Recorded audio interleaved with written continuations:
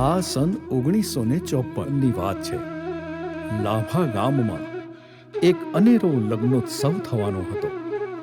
ગામના આગેવાન શ્રી ખોડાભાઈ છગનભાઈ પટેલ તથા તેમના ભાઈ રામભાઈ મગનભાઈ પટેલ અનેરો લગ્નોત્સવ કરી રહ્યા હતા. જે ગામમાં પહેલો એવો પ્રસંગ હતો જેમાં વિશાળ મંડપ તથા લાઇટની વ્યવસ્થા કરવામાં આવી હતી. તે પ્રસંગ હતો મુરબ્બી ખોડાભાઈ તથા પુરીબેનની દીકરીઓ કાંતાબેન તથા કપિલાબેનના લગ્નનો. ધામધૂમથી લગ્ન ઉત્સવ તો ઉજવાઈ ગયો, પણ સાથે સાથે બીજો એક પ્રસંગ પણ થવાનો હતો. રામભાઈ તથા મધુબેનના ત્યાં મંદિરવાળી ખડકીમાં આ પ્રસંગ પૂરો થતાની સાથે જ એક બાળકનો જન્મ થવાનો હતો, જેની તારીખ હતી 26/5/1954 અને તે ઘેર મધુબાને ત્યાં એક પુત્ર રત્નનો જન્મ થયો, જેને ગૌતમ તરીકે આજે ઓળખવામાં આવે છે. જન્મથી આજ તારીખ સુધી આ ઘરમાં લાઇટ તથા પાણીની વ્યવસ્થા ન હતી. પરંતુ બીજી બાજુ અમદાવાદના સરસપુરમાં બવાર શેરીમાં વાણિયાવાડમાં વિધાતા તેમની તૈયારી કરી રહ્યા હતા. મણિભાઈ જોઈતારામ તથા પરસનબેનને ત્યાં વિધાતા 7મા રત્ન તરીકે એક સુંદર સાવલી કન્યાના જન્મની તૈયારીઓ કરી રહી હતી. ત્યારે વિધાતાએ ભવિષ્યમાં ગૌતમભાઈનું જીવન સંભાળવા માટેની તૈયારી પણ કરી લીધી હતી. જે મકાનમાં જન્મ થયો તે માતા બ્રહ્માણીની છાયામાં હતું. હવે બળેવનો પવિત્ર દિવસ વિધાતાએ નક્કી કર્યો અને એક સુંદર કન્યાનો જન્મ તારીખ 13/8/1954ના દિવસે થયો. આ દુનિયામાં એ જ દિવસથી એની સફરની શરૂઆત થઈ. સમયનું ચક્ર કદી ઊભું રહેતું નથી. સતત વહ્યા કરવું અને ચાલ્યા કરવું એ જ તો એનો સ્વભાવ છે. અને જીવન પણ કંઈક આવું જ છે. બાળપણ ક્યારે પસાર થઈ ગયું ખબર જ ન પડી. ત્યાં તો 1962માં કુટુંબના મોભ સમા રામભાઈનો વૈકુંઠવાસ થયો. ફક્ત 35 વર્ષની વયમાં તેઓએ ખેતી સિવાય સોના ચાંદીનો વેપાર તથા કોન્ટ્રાક્ટર તરીકેની ફરજ બજાવી અને પોતાનું સામ્રાજ્ય સ્થાપિત કર્યું હતું. હવે રામભાઈના બાળકોની જવાબદારી મોટા ભાઈ ખોડાભાઈ અને તેમના પુત્રો ઉપર આવી અને તેઓએ બધા જ છોકરાઓને અમદાવાદમાં જે મકાન રામભાઈએ સોસાયટીમાં બનાવ્યું હતું ત્યાં મોકલ્યા અને બધા સંયુક્ત કુટુંબમાં ધીરે ધીરે મોટા થયા. પરંતુ દુઃખની વાત એ હતી કે પૂજ્ય મધુબાનું જીવન એ જ લાઇટ વગરના ઘરમાં પસાર થયું અને પિતાજીના મૃત્યુને જવાબદાર ઠેરવી તેમની જીવન પાત્રતા મુજબ જીવવા માટેની તક કુટુંબીઓએ ન આપી. તેનું દુઃખ કદી વિસરાય તેવું નથી. 1980માં પગભર થતા અમે મધુબાને અમદાવાદ લઈ આવ્યા. મધુબાને અમદાવાદ લઈ આવ્યા બાદ સાહિલભાઈના લગ્ન પહેલા 2004માં મધુબાનો વૈકુંઠવાસ થયો. તે દરમિયાન 1976માં ગૌતમભાઈ તથા સુધાબેનના લગ્નનો પ્રસ્તાવ આવ્યો અને પહેલી નજરે મને એમ લાગ્યું કે કુદરતે આ વ્યક્તિને મારા વ્યક્તિત્વથી વધુ ઘેરું અને ગંભીર તથા સમજદાર બનાવ્યું છે. તેથી મેં પ્રસ્તાવને સ્વીકારી લીધો અને 2 સભ્યતા, એક ગામડાની તથા એક શહેરની, તેનું મિલન તારીખ 8/5/1976થી થયું અને એક પ્રેમાળ વ્યક્તિત્વનો મારા જીવન સાથી તરીકે પ્રભુની ઈચ્છા અને કૃપાથી મારા જીવનમાં પ્રવેશ થયો, જે મારા સુખી લગ્ન જીવનની સ્તંભ બની ઊભી છે. સમયનું ચક્ર ચાલતું રહ્યું. બાળકોના જન્મ થયા અને સંયુક્ત કુટુંબમાં બાળકો મોટા પણ થઈ ગયા. આજે તેઓ લગ્ન કરવા લાયકની ઉંમરમાં પ્રવેશી ચૂક્યા હતા. મેઘનાબેન MBBS થયા અને સાહિલ પણ MCA થયો. મેઘનાબેને જીવન સાથી તરીકે ડૉક્ટર ઋતુલ શાહને પસંદ કર્યા. ફેમિલીએ તેમને મંજૂરી આપી દીધી અને તેઓ લગ્ન કરી અમેરિકામાં સ્થાયી થયા. ડૉક્ટર ઋતુલ બહુ જ સ્વમાની અને મહેનતુ, અને અમારો તો તેઓ ખૂબ જ ખ્યાલ રાખે. કેનેડા, ઉત્તર અમેરિકા, યલોસ્ટોન અને જમૈકાની ટ્રીપ કરાવી પ્રેમથી એક દીકરાની જેમ અમારી કાળજી રાખી. તે બદલ અમે તેઓનો અંતઃકરણપૂર્વક આભાર માનીએ છીએ. સાહિલ પણ અરેન્જ મેરેજ કરી અને જાનકી સાથે જોડાયો, અને તેઓનું જીવન પણ સારું એવું સેટલ થઈ ગયું. ત્યારબાદ તેઓએ પણ અમેરિકા જવાનો નિર્ણય લીધો અને બાળકો સાથે આજે ત્યાં જ સેટલ થયા છે. મેઘનાબેનની દીકરી રિયા પ્રેમ અને વહાલનો દરિયો છે, ખૂબ ડાહી છે. સાહિલની બંને દીકરીઓ પણ ખૂબ સારી છે અને બધા જ ભણવામાં હોશિયાર છે. એ જ તો પ્રભુ કૃપા છે. જીવનના ઉતાર ચઢાવમાં ભાઈ શ્રી અશોકભાઈનો અને શિલ્પાબેનનો સપોર્ટ જિંદગીમાં ભૂલાયો નથી અને કદી ભૂલાશે પણ નહીં. મીનાક્ષીબેન તથા વિનોદાબેન તેમની રીતે સેટલ થયા છે, ખૂબ સુખી છે. ભગવાન તેમને સુખી અને સંપન્ન રાખે. અશોકભાઈના બાળકો ડૉક્ટર અર્પણ અને ડૉક્ટર અંજલિ તથા વિનોદાબેનના બાળકો કાર્તિક તથા ડૉક્ટર મોન્ટુ પણ સારા સેટ છે. અમારા બનેવી શ્રી વાસુદેવનું વૈકુંઠ ધામમાં જવું પણ ખૂબ જ દુઃખદ પ્રસંગ હતો. પ્રભુ તેઓના આત્માને શાંતિ આપે.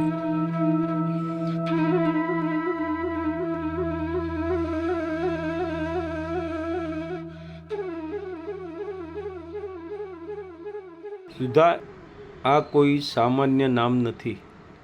આ મારા જીવનમાં આ નામને કારણે એક બહુ મોટું પરિવર્તન આવ્યું છે. શું છે આ નામનો પ્રભાવ? ભારતની પ્રાચીન ભાષા સંસ્કૃતમાં સુધા એટલે એક સ્ત્રીનું નામ, પરંતુ આ શબ્દના બીજા વૈકલ્પિક તત્વોમાં જીવંત પાણી અને અમૃત પણ થાય છે. મારા જીવનમાં સુધાનો પ્રવેશ એ અમૃત ધારાથી જરાય ઓછો નથી. આ અમૃતે મારા જીવનને મારા પરિવારમાં મધુરતાની બહુ મોટી ભેટ આપી છે.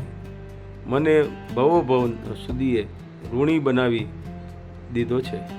સુધા, એક સ્મરણ કહું, આપણે જ્યારે જીવનસાથી બનવાને સંકલ્પ કર્યો ત્યારે પહેલે દિવસે બહાર ફરવા ગયા હતા. તને યાદ હશે. આ અવસરે મને પણ બરાબર યાદ છે.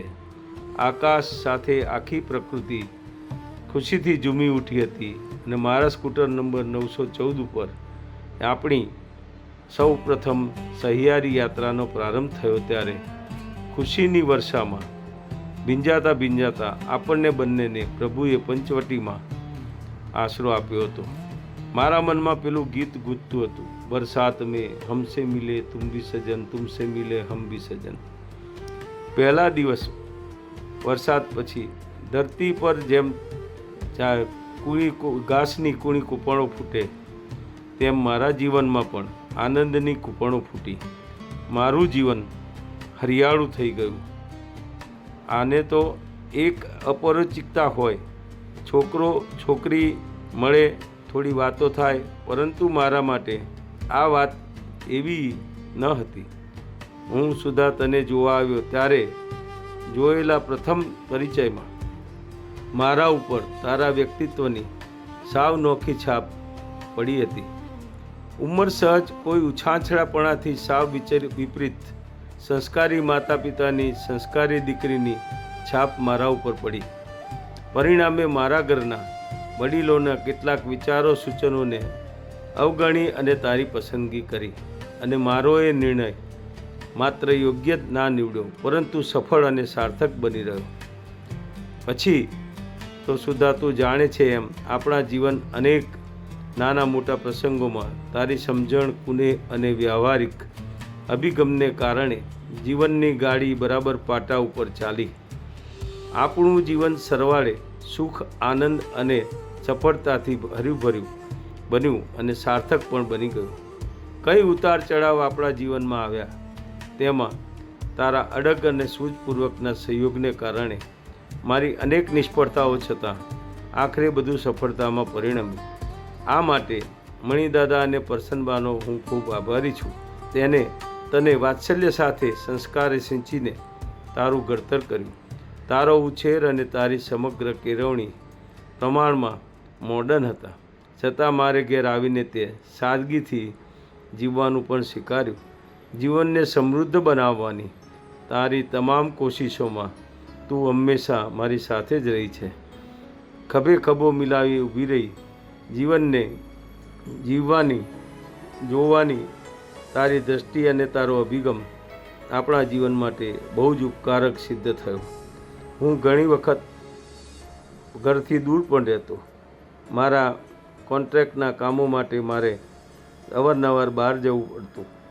એવા દિવસોને પણ તે એકલતા સહી અને ઘર બાળકોની જવાબદારી સારી રીતે અદા કરી છે.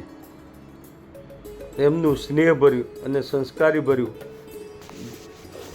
ઘડતર થાય તે માટે ખૂબ જ કાળજી રાખી એમના જીવનના પ્રસંગમાં પ્રગતિ થઈ અને આજે એમની જિંદગીમાં પૂરેલા રંગોથી સુખ શાંતિનું મેઘધનુષ બરાબર ખીલેલું દેખાઈ રહ્યું છે.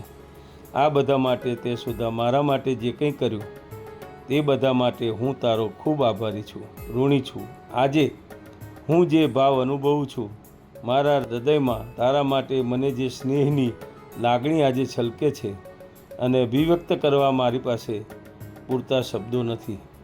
તું જાણે છે સુધા, ઘરના સૌ માટે, બાળકો માટે સુખ સુવિધા જળવાઈ રહે, કોઈને કશી તકલીફ ના પડે તેના માટે મેં ખૂબ મહેનત કરી છે અને મારી ફરજ પૂરી કરવાની પૂરતી નિષ્ઠા સાથે કોશિશ કરી છે.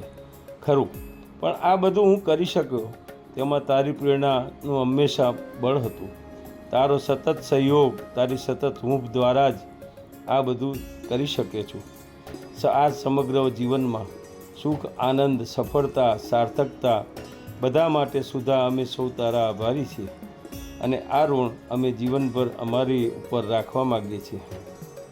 આપણા લગ્ન જીવનને 5 દાયકાના સમયના વારણા વહી ચૂક્યા છે, પરંતુ જોતજોતામાં ઊભા થયેલા આપણો સંસાર અને આ 50 વર્ષ દરમિયાન મેં આપણા સુખી દાંપત્યનો અનુભવ નથી કર્યો.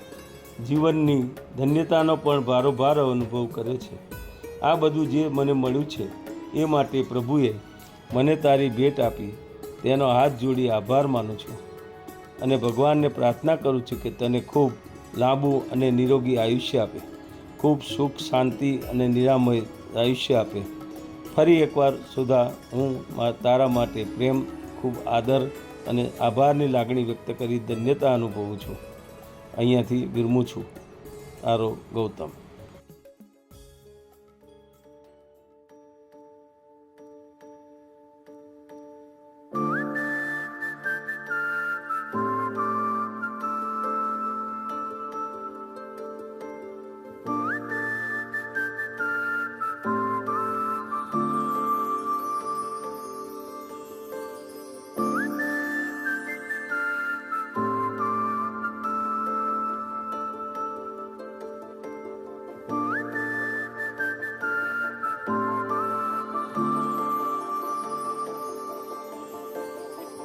મારો દરિયો ને કાંઠો ય તું